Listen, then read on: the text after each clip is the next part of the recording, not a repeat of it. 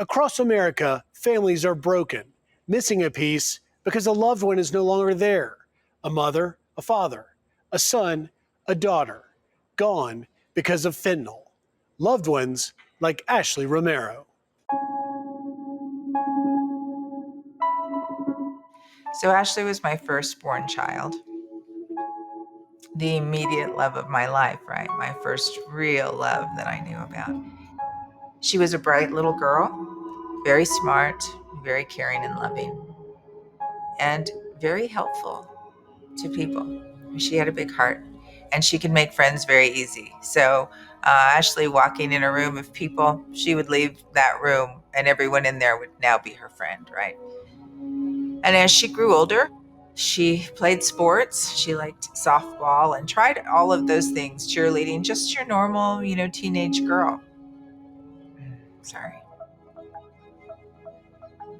Ashley struggled with alcohol in her late 20s and was coming to a good place where she was beginning to see her way out of that.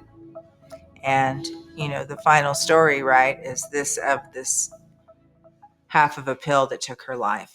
911, this is Mary. What's the address of your emergency? In 4 ambulance 1, medic 1, response for cardiac arrest, CPR in progress. Female, approximately 30 years of age, unconscious, not breathing, CPR is in progress. Booster response, non-person in and out, also the same. The phone rang, and it was Ashley's father. He said that Ashley was gone and that she had taken some drugs. And I said, this is ridiculous. Who said this? What are you talking about? And began putting my clothes on and getting in my car.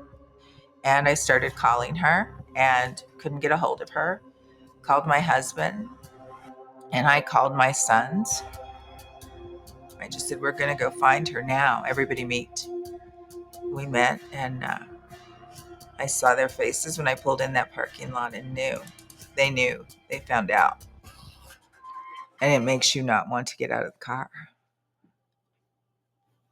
That's the moment that changes everything. And I have a grandson. Ashley had a son. And we needed to tell him right away, my parents.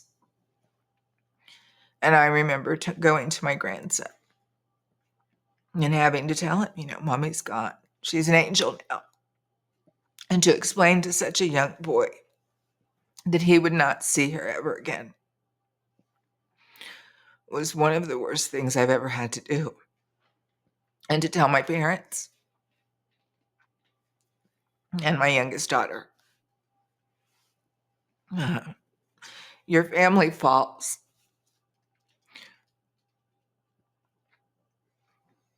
And you can't even help them because you've fallen too. I found out later in the day that, in fact, it was probably just a pill. And it didn't make sense still. How does a pill kill you? And an officer that we reached out to that day, an investigator, mentioned fentanyl. Fentanyl is made completely synthetically. It does not come directly from opium. It doesn't come from morphine. It doesn't come from a poppy plant. It works similar to the way that heroin works, just much stronger, 50 times stronger than heroin. Fentanyl binds to opioid receptors in the parts of the brain that control pain and emotion. It drives up dopamine levels, producing a state of euphoria. So it's working on the opioid receptors, but because it's so powerful, it has a much more pronounced effect. It lasts a lot longer.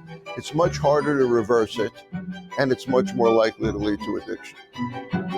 A high enough dose of fentanyl can suppress the parts of the brain that control breathing. This can stop breathing altogether. According to the CDC, the #1 cause of death for Americans aged 18 to 45 is drug overdose. Now, more than 100,000 people die each year. Fentanyl and other synthetic opioids are responsible for nearly 70% of those deaths.